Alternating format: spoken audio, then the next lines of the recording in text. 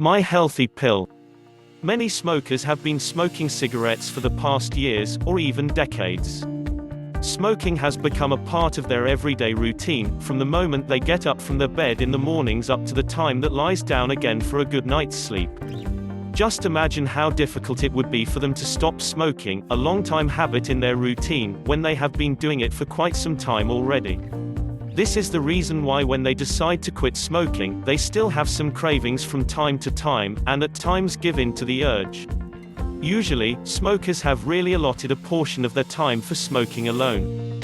And even without time, they can multitask and perform their other jobs while they puff a stick. Just a few minutes is what they need to be able to finish one cigarette, and they can make sure that they have just the time to do so. Smokers can use all the excuses they can get just to be able to puff a cigarette. You may see some people driving their cars with one hand holding a stick while the other holds the wheel. There are also times when you see a smoker light up a cigarette after a stressful event. When people are having fun, dancing in the clubs, drinking alcohol, they too smoke. And the most common time when people smoke is right after a satisfying meal. When they are too full to do other things, they smoke because they feel that it helps them digest whatever they have eaten. People who smoke can do so every time they feel like doing so. They may bring up excuses like stress, boredom, peer pressure, or just the usual "it's a part of me" excuse. The bottom line is that they have these urges and cravings which they feel should be satisfied right then and there. Smoking must have really been a part of their life. Smokers may say that they will stop smoking in due time. But when really is the right time to stop smoking? Don't they know that the longer they prolong their addiction, the harder it shall be for them to quit it? Why wait for tomorrow, when you are already a victim now? In waiting, you are just waiting for the consequences of your actions to become more serious than it already is. Listen to what health practitioners are saying: take the brave attempt to quit smoking now. But, if smoking is really a part of your life now, how would you handle these things when you have finally decided to stop smoking? The act of quitting alone is a difficult task, but the part where you have to eliminate a practice from your usual routine is a lot more difficult. However, if you are really determined to live a healthier non-smoking life, you will have a way to do so. When you smoke, your body is exposed to nicotine, a very addictive substance. The longer period that the body is exposed to nicotine, the harder it is for the body to function properly without such substance. This is the reason why people who smoke, especially those who have been smoking for a long time already, may find it difficult to stop smoking. They have become addicted to nicotine, and they will need a longer time just to cleanse their system from the nicotine. So, even if they have finally stopped from smoking, they are still faced with the urge to go on a relapse and smoke again. This is commonly known as nicotine withdrawal urges. Withdrawal symptoms may come in different forms, and has different effects on different people. Some urges may take form in the following: difficulty to sleep, always being nervous and worried, unable to concentrate, may feel depressed, may feel irritable, may feel the urge to light up another stick of cigarette, increased hunger and need to eat.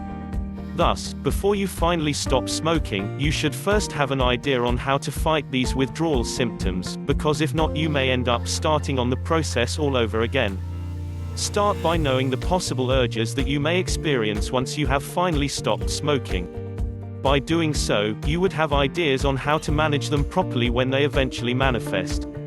There are several products that can assist you as you begin to cut down your exposure to nicotine. There are nicotine gums and patches which are available in the market to satisfy your need for nicotine without the need of smoking a cigarette. However, if you choose to buy these products, you should realize that you would still have to stop using them eventually because you would want your system to be cleansed from nicotine. The patch reduces craving. Contrary to what some who want to smoke things, the nicotine patches do not completely eliminate the cravings they go through. Smoking carries with it some physical and mental effects on one's person, and some aspects cannot be handled by nicotine patches. There are also reported side effects of using patches. Some of them just as unpleasant as not having patches at all, as reported by those who had already tried them. These discomforts include headaches, constant vomiting, stomach pains, and nausea. In some cases, these are the outcome of over-medication using the patches. In some cases these effects are temporary. But it pays to know the side effects before going completely headstrong into nicotine patches. Some who stopped smoking did so without them. So how does one approach whether you should or should not use nicotine patches to stop smoking? Step 1. Don't just rush into buying the patches themselves. Consult with your doctor if you have medical conditions that may get aggravated when you take patches. You don't want to rake in more medical bills on the off chance you get worse. Step 2. Should your doctor approve, the first application of the patch will tingle a bit, so choose a section of your skin that's got less hair. Also, vary the areas you stick the patch to. Inspect the areas well, they should not have open wounds and rashes. Should you feel any sudden palpitations of breathing changes, go to your doctor and have yourself checked out. Step 3. Mind the doses. Also, note that you may have to try lower doses after maybe 2 weeks, as your body will have gotten used to them by then. These things vary from person to person. Hence the need to be monitored by a physician through consultations. You may experience a surge in appetite, so bear with it. There are also other medicines and prescription drugs that can help you overcome depression after you have stopped smoking. Sometimes, these medications may also help with other withdrawal symptoms aside from depression. However, before you take any of these drugs, you should consult your doctor first so that you would be guided accordingly. Refrain from drinking alcohol, because it may just trigger your urge to smoke. Some people cannot detach smoking from drinking, because these two are very much related to each other. Get rid of all the things that may remind you of smoking. You may want to keep your ashtrays away from your view, or you may also, for the time being, avoid people who smoke. This way, you are not constantly reminded of your tendencies to smoke. Give yourself a reward when you have not smoked for the whole day, this way your act of not smoking will be reinforced. You may also want to visit your dentist so that you can get your teeth cleaned from all the nicotine that may have stained them. You can also try to light a matchstick instead of a cigarette, and pretend that it is a cigarette stick that you are holding. This trick may cheat your brain, and it may gratify your urge. If it does not, you can always treat yourself with a refreshing bath. Withdrawal urges may come and go throughout the day. You just have to wait it out until the urge passes. You have to fight hard not to smoke despite such strong urges. Patience is the key to winning over the battle against smoking. The truth is that this process is not easy, nor is it for a short period of time. Thus, you should be patient to deal with the rehabilitation for as long as it takes you.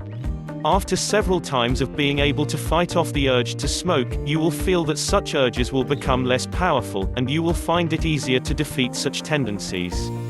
You just have to stay strong, because it is not easy to flush out the nicotine from your body, and will surely take time before you are absolutely cleansed from it. A good diet and sufficient hydration can help you flush away the toxins from your body that has accumulated because of smoking. Stay strong, firm, and focused. Do not let yourself be bothered by negative thoughts which may only make you want to smoke again. By being constantly reminded of your purpose and your goal, you will be more motivated to end your smoking life and replace it with a healthier lifestyle.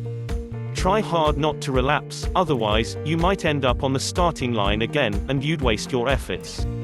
Do your best to divert your attention to healthier activities so that you will not think of smoking as often as necessary. The important thing is that you have something to keep your mind off the idea that you are craving for a stick. As you fight the urge to smoke, you will realize that it will become less hard for you to refrain from smoking the next time your cravings kick in. Trying to stop smoking is not an easy thing to do, but with the right motivations and with sufficient support from others, you can reach your goal and have a healthier lifestyle. Remember your reasons for quitting, and hold on to them. The process you need to go through to stop smoking may not be easy, but it shall be worth it. Today is better than tomorrow, and this will certainly make your future a lot brighter and healthier. Do it now, be brave enough to stop smoking. Thank you for watching. Share this video with your friends who might need this.